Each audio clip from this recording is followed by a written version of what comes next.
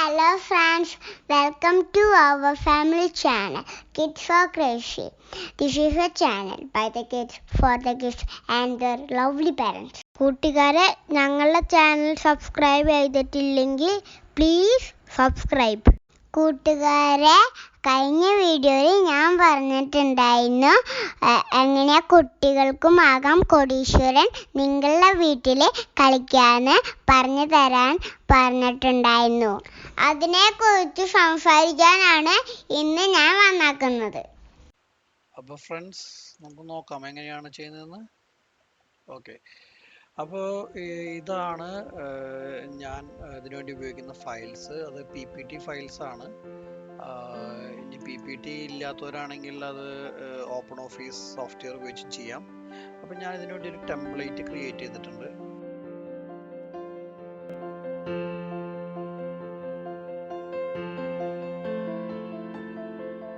Okay, അപ്പോൾ ഇതിൽ ഇനി ഈ ടെംപ്ലേറ്റ് കൂടാതെ തന്നെ ഞാൻ ഞങ്ങളുടെ വീട്ടിൽ കളിച്ച പല വിഷയത്തും പല ടോപ്പിക്കുമുള്ള ഫയൽസ് ഓൾറെഡി ഇതിലുണ്ട്. നിങ്ങൾക്ക് കാണാം. കൺട്രീനെ പറ്റി കളിച്ചു, geography, world geography, solar system, അങ്ങനെ പല ടോപ്പിക്സ്, ഫുഡ്, ഓട്ടോമൊബൈൽസ്. നിങ്ങൾ ലാസ്റ്റ് എൻ്റെ വീഡിയോയിൽ ഞങ്ങളുടെ വീഡിയോയിൽ കണ്ടതാണ് സിനിമയെ പറ്റിയുള്ള ഞങ്ങളുടെ ഗെയിം. ഓക്കെ, അപ്പോൾ ഈ എല്ലാ ഫയൽസും ഞങ്ങൾ ഒരു ഗിറ്റ്ഹബ് റെപ്പോസിറ്ററിയിൽ ഷെയർ ചെയ്തിട്ടുണ്ട്.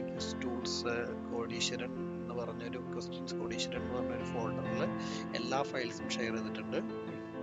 അപ്പോൾ നിങ്ങൾക്ക് ടെംപ്ലേറ്റ് ഡൗൺലോഡ് ചെയ്തിട്ട് നിങ്ങളുടെ ക്വസ്റ്റ്യൻസ് ഉണ്ടാക്കി നിങ്ങൾക്ക് കളിക്കാം. അതല്ലെങ്കിൽ ഞാൻ ഉപയോഗിച്ച ഏതെങ്കിലും ഫയൽസ് ഉപയോഗിച്ച് വേണമെങ്കിൽ കളിക്കാം. ഓക്കെ, അപ്പോൾ ഇത് ഡൗൺലോഡ് ചെയ്യണത് എങ്ങനെയാണെന്ന് ജസ്റ്റ് കാണാം. ഇതിന് ക്ലിക്ക് ചെയ്ത് കഴിഞ്ഞാൽ ഇത് ഇവിടെ നിങ്ങൾക്ക് ഡൗൺലോഡ് എന്ന് പറഞ്ഞൊരു ഓപ്ഷൻ കിട്ടും. അപ്പോൾ ഫയൽ ഇവിടെ ഡൗൺലോഡ് ആവുന്നതായിരിക്കും. ഓക്കെ, അപ്പോൾ ഇതല്ലെങ്കിൽ നിങ്ങൾ മൊബൈലാണ് ഉപയോഗിക്കണമെന്നുണ്ടെങ്കിലും നിങ്ങൾക്ക് ഇതുപോലെ തന്നെ ഡൗൺലോഡ് ചെയ്യാം. ജസ്റ്റ് ആ ലിങ്കിൽ ക്ലിക്ക് ചെയ്ത് കഴിഞ്ഞാൽ ഈ ഫയൽസ് ഒക്കെ കാണിക്കും. അപ്പോൾ അതിൽ ഡൗൺലോഡ് ചെയ്യാവുന്നതാണ്. അപ്പോൾ ഈ ലിങ്ക് ഞാൻ ഈ വീഡിയോൻ്റെ ഡിസ്ക്രിപ്ഷൻ ബോക്സിൽ ഇടുന്നതായിരിക്കും. ഇനി നമുക്ക് ഓൾറെഡി ചെയ്തൊരു ഫയൽ എടുത്തിട്ട് അത് എങ്ങനെയാണ് ജസ്റ്റ് ആ ഫയലിൽ കൂടെ നമുക്കൊന്ന് വാക്ക് ത്രൂ ചെയ്യാം. അപ്പോൾ കഴിഞ്ഞ തവണ കളിച്ച സിനിമയെ പറ്റിയുള്ള ഫയൽ തന്നെ എടുക്കാം. ഓക്കെ, അപ്പോൾ ഇതൊരു ഫസ്റ്റ് ഫയലാണ്. ഇത് ജസ്റ്റ് ഒരു ടൈറ്റിൽ സ്ലൈഡ് എന്ന് വേണമെങ്കിൽ പറയാം. അപ്പോൾ നെക്സ്റ്റ് സ്ലൈഡിൽ നമ്മൾ നോർമലി ഈ റൂൾസ് ഒക്കെ എക്സ്പ്ലെയിൻ ചെയ്യാൻ വേണ്ടി ഉപയോഗിക്കുന്ന ഒരു സ്ലൈഡാണ്. നമുക്ക് ഇവിടെ വേണമെങ്കിൽ കുട്ടികളെ ആ ഒരു ഫീൽ കിട്ടാൻ വേണ്ടിയിട്ട് നമുക്ക് പറയാം എത്ര ലൈഫ് ലൈൻ ഉണ്ട്, എത്ര ക്വസ്റ്റ്യൻസ് ഉണ്ട്, പിന്നെ ഓരോ ക്വസ്റ്റ്യനിൽ ലഭിക്കുന്ന പോയിന്റ്സിനെ പറ്റിയൊക്കെയുള്ള ഇൻഫർമേഷൻ നമുക്ക് ഇവിടെ എക്സ്പ്ലെയിൻ ചെയ്യാം. അപ്പോൾ ഇത് ആ ഒരു ഫീലിന് വേണ്ടിയാണ് ചെയ്തിട്ടുള്ളത്. ഇത് നമുക്ക് മൂന്നാമത്തെ സ്ലൈഡിലാണ് ആക്ച്വലി റിയൽ ക്വസ്റ്റ്യൻസ് വരുന്നത്. നമുക്ക് ക്വസ്റ്റ്യൻസ് ഇവിടെ ക്രിയേറ്റ് ചെയ്ത് നമ്മൾ 4 ഓപ്ഷനും ആ ബ്ലൂ ബോക്സിൽ എഴുതി, ഇതാണ് നമ്മൾ ആക്ച്വലി കുട്ടികളോട് ചോദിക്കാനായിട്ട് ഉപയോഗിക്കുന്ന സ്ലൈഡ്. അതിന് ശേഷം ഈ പോയിന്റ് ഏത് സ്റ്റേജ് വരെ എത്തിയെന്ന് കാണിക്കുന്ന സ്ലൈഡാണ് അതിനുശേഷം വരുന്നത്. അപ്പോൾ ഇതിങ്ങനെ റിപ്പീറ്റ് ചെയ്ത് അവസാനം വരെ പോകും. പിന്നെ ഏറ്റവും അവസാനമായിട്ട് ഞാനൊരു ആൻസർ കീ വെച്ചിട്ടുണ്ട് ഞാൻ ഉണ്ടാക്കിയ ക്വസ്റ്റ്യൻ ഡെക്കിലെല്ലാം. അപ്പോൾ നിങ്ങൾക്ക് അതിൻ്റെ ആൻസർ അറിയാൻ വേണ്ടിയിട്ടാണ്. ഓക്കെ, അപ്പോൾ ഇതിലൊരു നെക്സ്റ്റ് ഇമ്പോർട്ടൻ്റ് കാര്യം എനിക്ക് പറയാനുള്ളത് എങ്ങനെയാണ് ഈ ക്വസ്റ്റ്യൻസ് ക്രിയേറ്റ് ചെയ്യുന്ന ഒരു ടെക്നിക്ക് എന്നുള്ളതാണ്.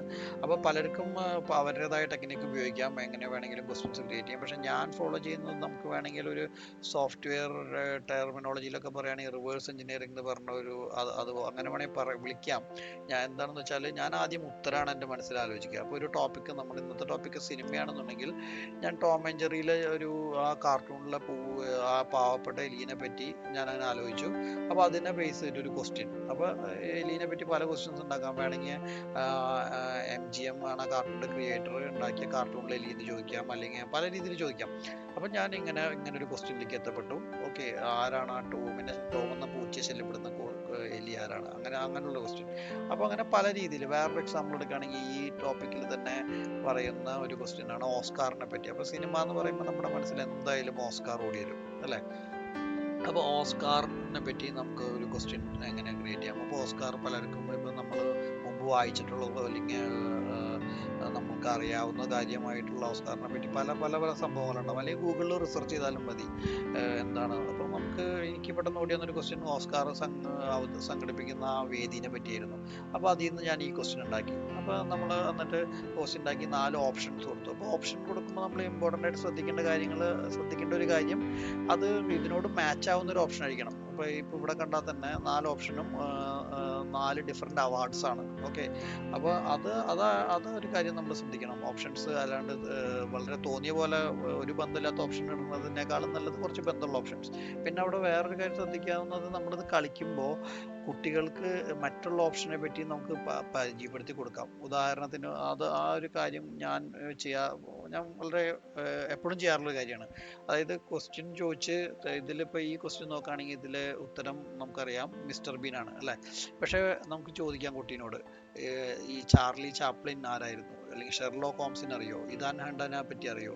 അപ്പോൾ ഇതിനെപ്പറ്റി ചിലപ്പോൾ അവർക്ക് അറിയാമായിരിക്കാം, അല്ലെങ്കിൽ അറിയില്ലെങ്കിൽ നമുക്ക് അവർക്ക് അതിനെപ്പറ്റി എക്സ്പ്ലെയിൻ ചെയ്ത് കൊടുക്കാം. അപ്പം മറ്റുള്ള ഓപ്ഷൻസ് കുട്ടികൾക്ക് അതിനെപ്പറ്റിയുള്ളൊരു ഇൻട്രസ്റ്റ് ഉണ്ടാക്കിപ്പിക്കുന്ന രീതിയിലുള്ള ഓപ്ഷൻസ് ഇടുകയാണെങ്കിൽ വളരെ നന്നായിരിക്കും. ഇനി ഈ ഗിറ്റ് ഹബ് അക്കൗണ്ടിൽ ഞാൻ പറഞ്ഞു നിങ്ങൾക്ക് ഇഷ്ടം പോലെ ഡൗൺലോഡ് ചെയ്യാം, ഏത് ഫയൽസ് വേണമെങ്കിലും യൂസ് ചെയ്യാം ഫ്രീ ആയിട്ട്. പ്രത്യേകിച്ച് ഒരു ലൈസൻസിങ്ങോ അങ്ങനെ പ്രശ്നമുള്ള സംഭവമല്ല.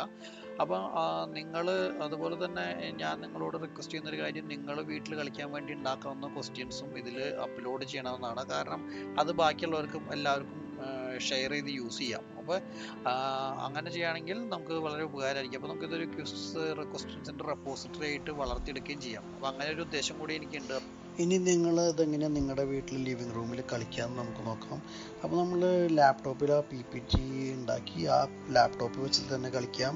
അപ്പോൾ കുട്ടികൾ ഒരു സൈഡിലും നമ്മൾ രക്ഷിതാക്കൾ ഇപ്പുറത്തെ സൈഡിൽ ഇരുന്നിട്ട് ഈ ചിത്രത്തിൽ കാണുന്ന പോലെ കളിക്കാം. അല്ലെങ്കിൽ നമുക്കതൊരു മൊബൈലിലോട്ട് ഷെയർ ചെയ്തിട്ട് മൊബൈൽ അവരുടെ മുമ്പിൽ വെച്ചിട്ട് ആ മൊബൈൽ സ്ക്രീൻ വെച്ച് കളിക്കാം. അല്ലെങ്കിൽ ഒരു സ്മാർട്ട് TV ആണെങ്കിൽ സ്മാർട്ട് TVയിലേക്ക് സ്ക്രീൻ കാസ്റ്റ് ചെയ്തിട്ട് അങ്ങനെയും കളിക്കാം. അല്ലെങ്കിൽ ലാപ്ടോപ്പിൽ നിന്ന് സ്ക്രീൻ TVയിലോട്ട് ഷെയർ ചെയ്തിട്ട് കളിക്കാം. ഞങ്ങളുടെ